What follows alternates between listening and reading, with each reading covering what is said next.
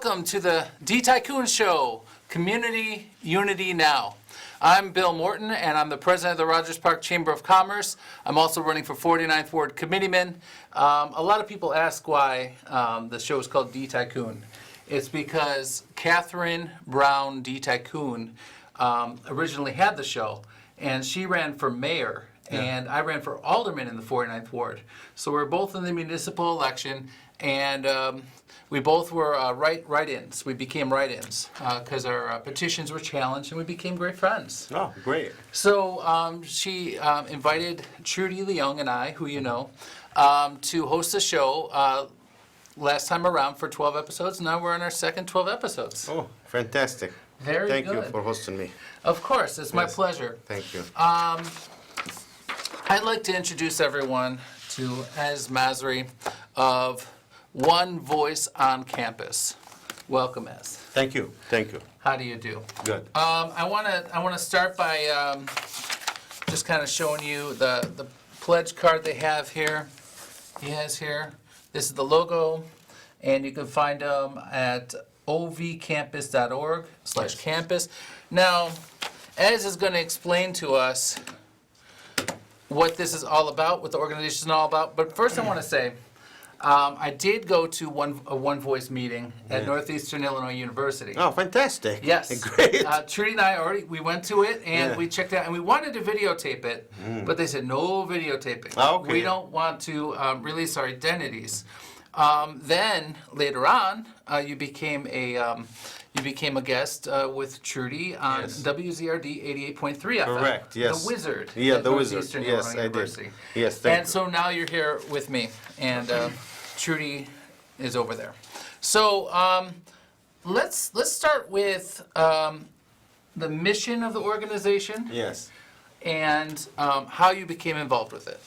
Well, the mission of the organization, One Voice Movement, came to exist roughly in 2002, 2003, beginning of 2003. And it came in response to the failure of the Camp David negotiation between Chairman Yasser Arafat back then and Prime Minister Ehud Barak.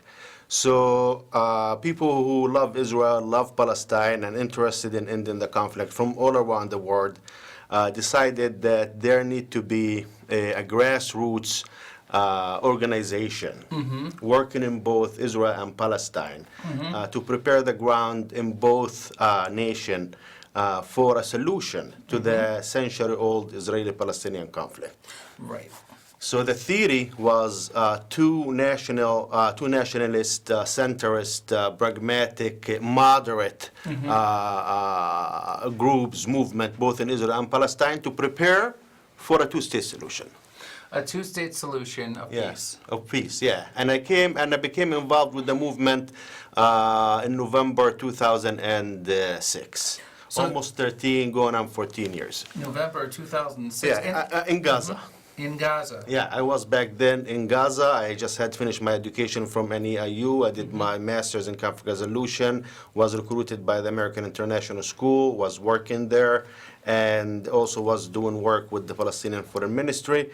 And that's how I became involved with One Voice Movement, because it was one of the organizations that worked on Israel-Palestine peace, and I was working for the Palestinian Ministry, in particular the Foreign Ministry, the peace sector. Excellent. So both nations, Israel and Palestine, what was the critical thing that formed this organization for peace for both nations?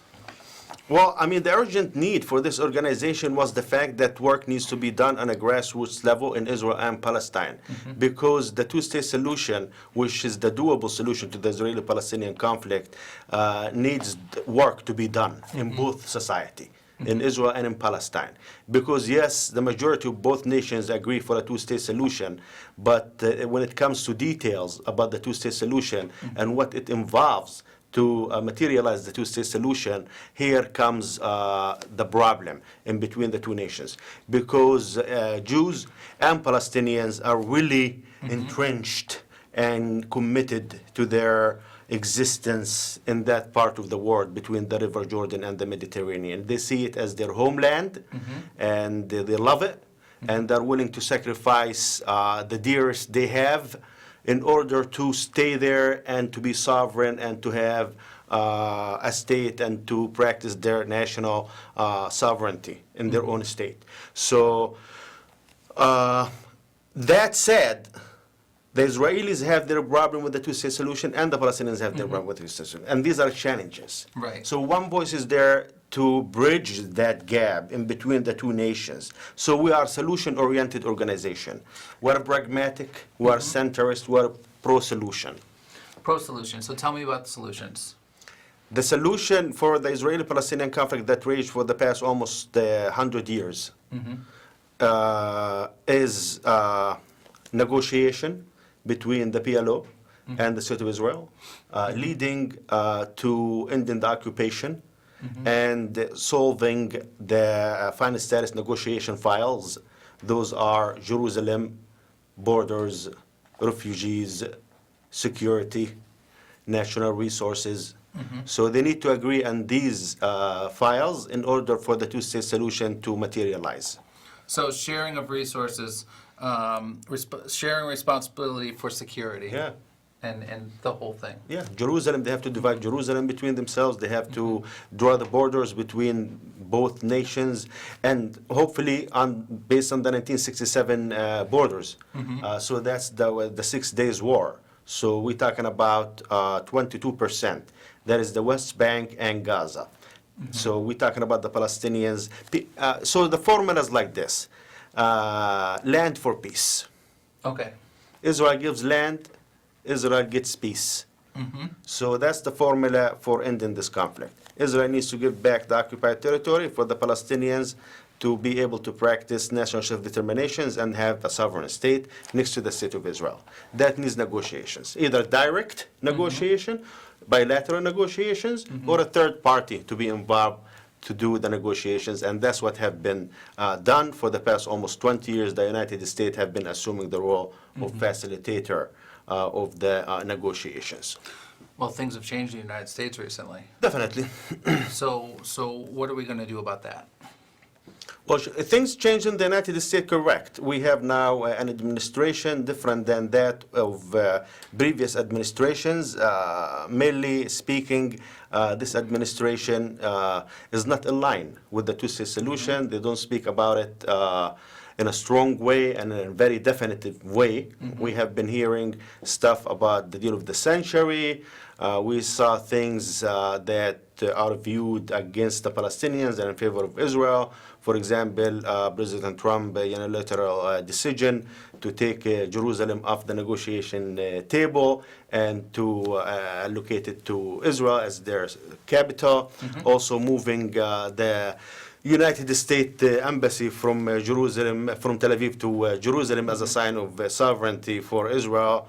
Also closing the PLO office, also shutting down aids to the Palestinians when it comes to UNRWA schools and medical health centers, and also passing out laws in Congress that jeopardizes funding from the United States to the Palestinian Authority, mainly speaking about the law that redefines terrorism and receiving funds, and how is that jeopardize the Palestinian Authority from being able to receive funds from the U.S., in particular for security forces of the PLO, the Palestinian Authority in the West Bank, and that will lead almost to chaos and losing the security in the West Bank. And so that's dangerous. So many things this administration had done that are not conducive to peace. So when you have someone that's the president, that's bigger than you politically, than your organization, that they're supposed to be the third party mediator that changed his mind.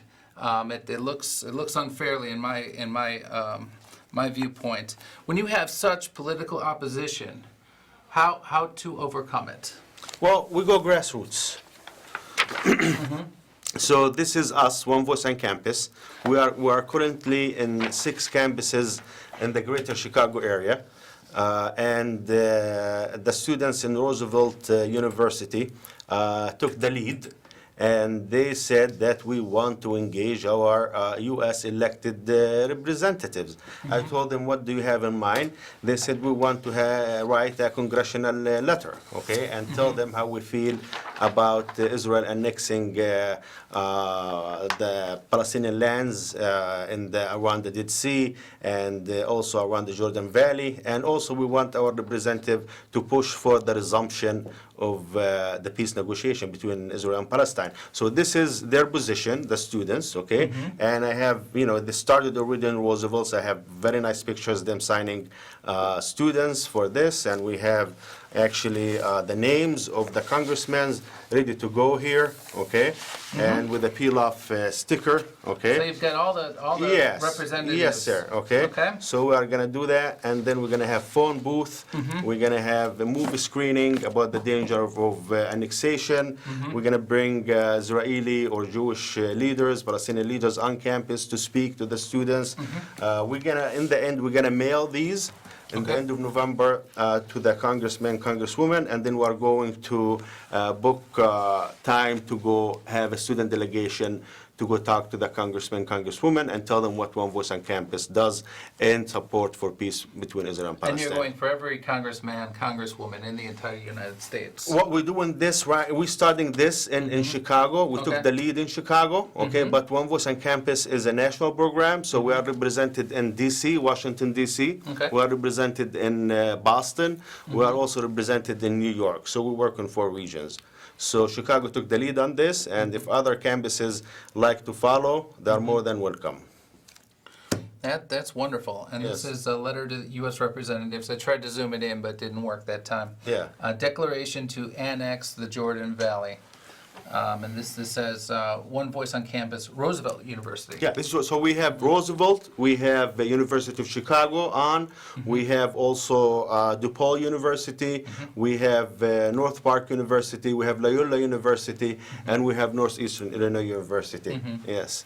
Great, Yeah. great. And I want to get. I'm involved in Northeastern Illinois University. Great. We do very little with North Park, but I want to get more involved in that. And of course, Loyola University, their Water Tower campus is downtown, and their Rogers Park campus is their Lakefront campus in Rogers Park. Yeah, that's where I go. The Rogers, Yeah. it's a beautiful campus. Yes, yes, yes. Yeah, so I'm very familiar with the Lakeshore Yes. campus. Yeah, right on the lake. Yeah, absolutely. So you're the senior regional director of Yeah. the Midwest. Yes. So tell me about the structure and organization of the organization. One Voice movement is an international organization. So you have One Voice on Campus. It's the flagship program of the movement here in America. And as I told you, we are in 4 regions. We recruit, we organize, we train, and then the student establish chapters, and then each chapter will have their action plan for the semester planned. So, and then they will follow. They will do movie screening, they will do tabling, they bring speakers, they do cultural night. We are doing a cultural night, joint one, North Park University and Northeastern in December That's year. great. Yeah, and so that's One Voice on Campus. And also we do tours, we bring Israeli and Palestinian activists to campus. Last year we did that tour nationally. So this is the type of stuff that we do in One Voice on Campus. And of course, we do campaigns like this. We did 2 previous campaigns like this one. We did the one with postcards that addresses actually the final status negotiation issues, okay? And we also sent those to congressmen, congresswomen last year. And prior to that, like 2 years ago, we did also a campaign that targeted the White House and the State Department, encouraging them to work hard for peace between Israel and Palestine. So that's One Voice on Campus. And we have also One Voice movement in England. Okay. And they focus more with the college, high school students. We focus with college students. They focus with high school students. And then we have our regional partner in Israel and in Palestine. So we have 2 nationalist, pragmatic, solution-oriented organizations, and those are our partners in Israel and Palestine. In Israel, Darkeno, which means our path, and they consider themselves to be home of the moderate in Israel, and actually it's one of the biggest grassroots organizations in Israel, and headed by Pauli Brinstein. And then we have Zimam, Palestine, in the Gaza Strip and in the West Bank, headed by Abdullah Hamarsha, and it's also home of the moderates in Palestine. So in this organization, I went to the meeting, and there was one Israeli, there's one Palestinian, and they were speaking, and there were other ones in there, but there were two main speakers at Northeastern Illinois University.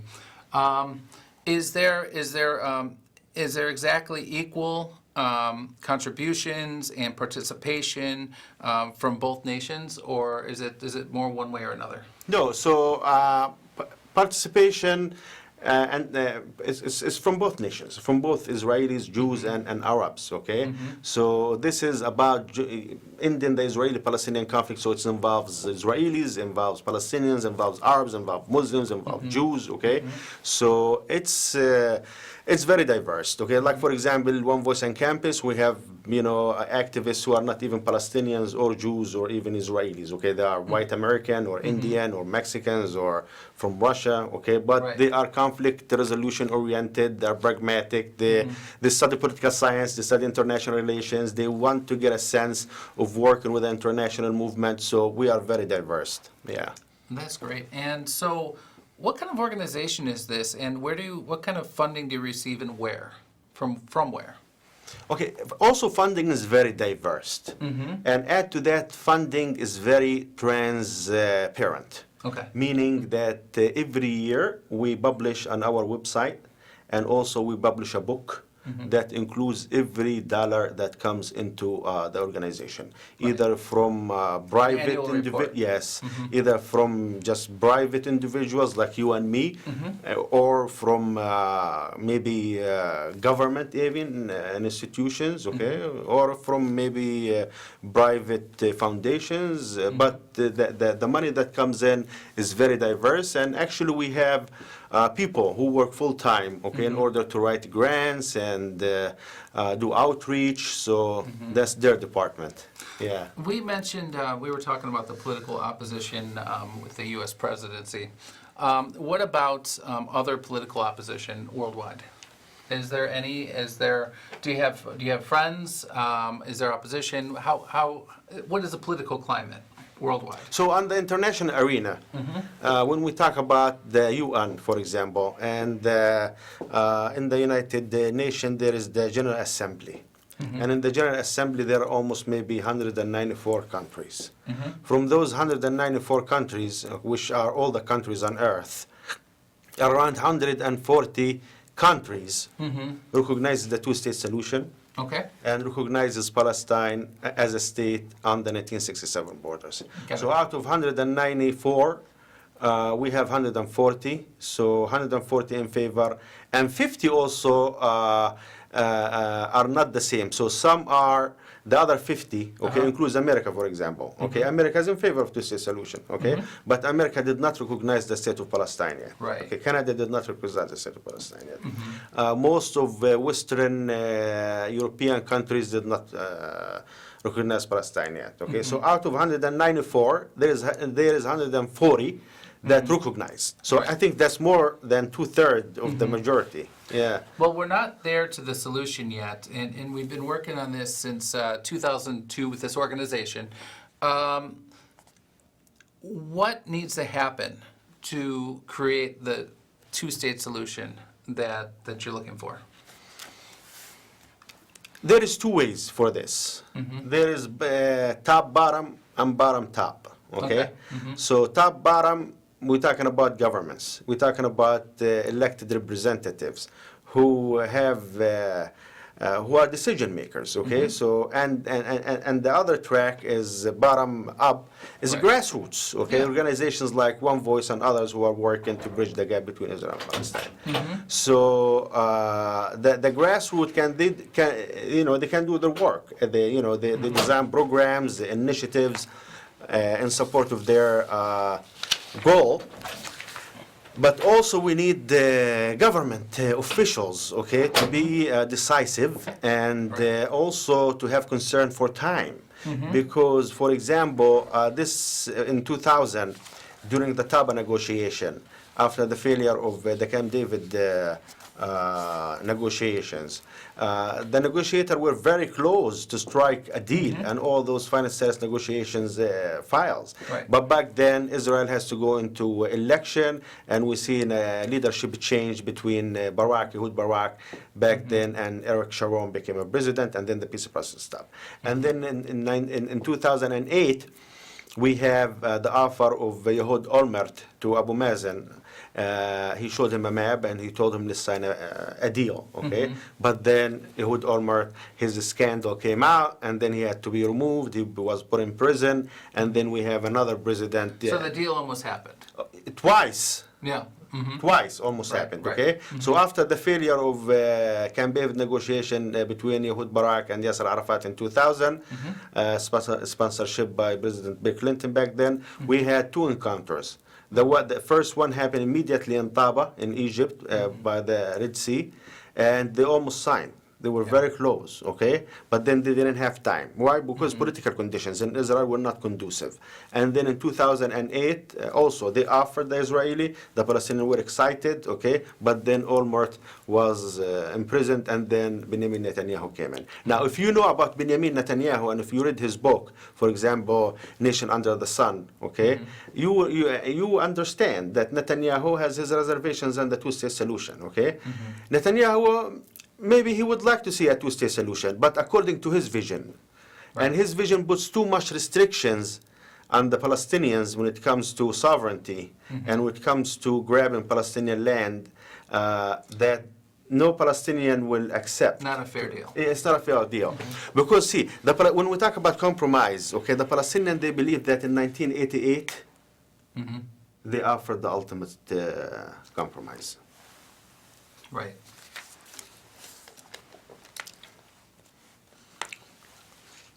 So what are the top accomplishments of the One Voice movement? The top accomplishment of One Voice movement is the human infrastructure. So since its inception, almost like 15, 16 years ago, okay, we had trained thousands of both Israeli and Palestinian youth. We trained them to be moderate, pragmatic leaders in their community.